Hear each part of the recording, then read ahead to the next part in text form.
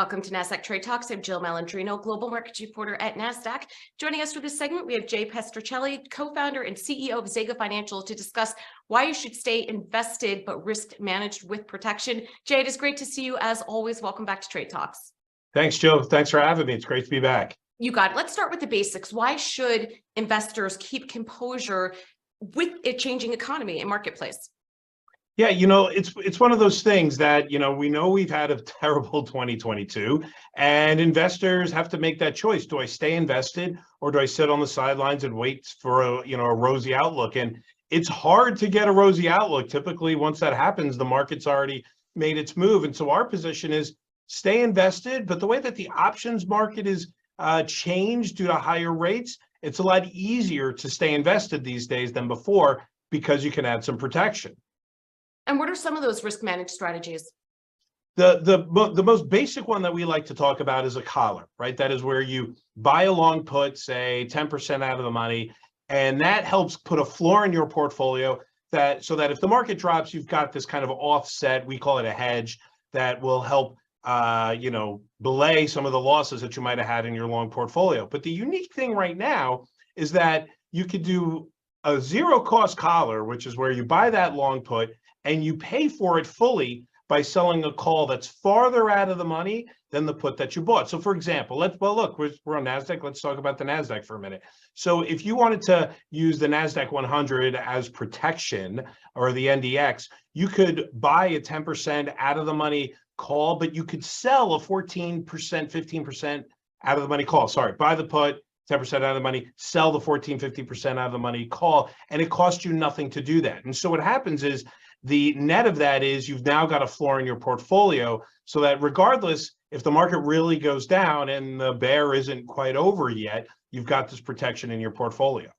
Right. And so what happens if the decline in the markets continue because you have that floor in? Will that provide some rebound power should the market correct to the upside?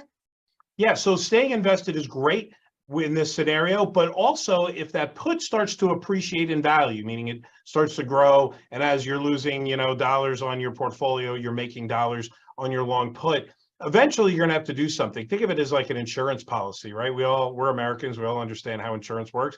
And when you need to use your insurance, you use your insurance. And we recommend the same thing, that once those puts become valuable to you at a certain level, you now can cash those in and turn around and actually buy more of the stocks that you had while they're at a discount. So it's almost like a self-funding reinvestment program when you're going to cash in on those puts. And I'll tell you, it's not restricted just to the indexes. If you look at some of the bigger names, Microsoft, Apple, Google, heck, Google right now, you buy the 10% out of the money put, you could pay for that with a 19% out of the money call.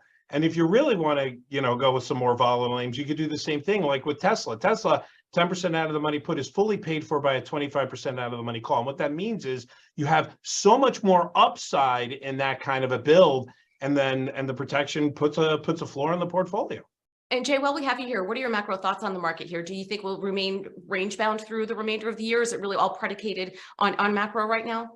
Well, here's what I said. Well, it is, right? There's a lot of macro, right? It's all Fed, it's all interest rates, right? That's everything that's driving the market right now. Fundamentally, it's hard to get long this market. From a technical perspective, if you look at historically, like what has happened after markets have bottomed out, I think all the bear markets that we've had since 1950, I think the average rebound a year later after the bottom has been 40+%. So if we really had the lows in October, you want to keep some exposure to this market because a year, from that low in October, you may be looking at on average 40% higher. So there's a lot of upside potential in this market. All right, Jay, we appreciate the insight as always. Thanks for joining us on Trade Talks. I'm Jill Malandrino, Global Markets Reporter at Nasdaq.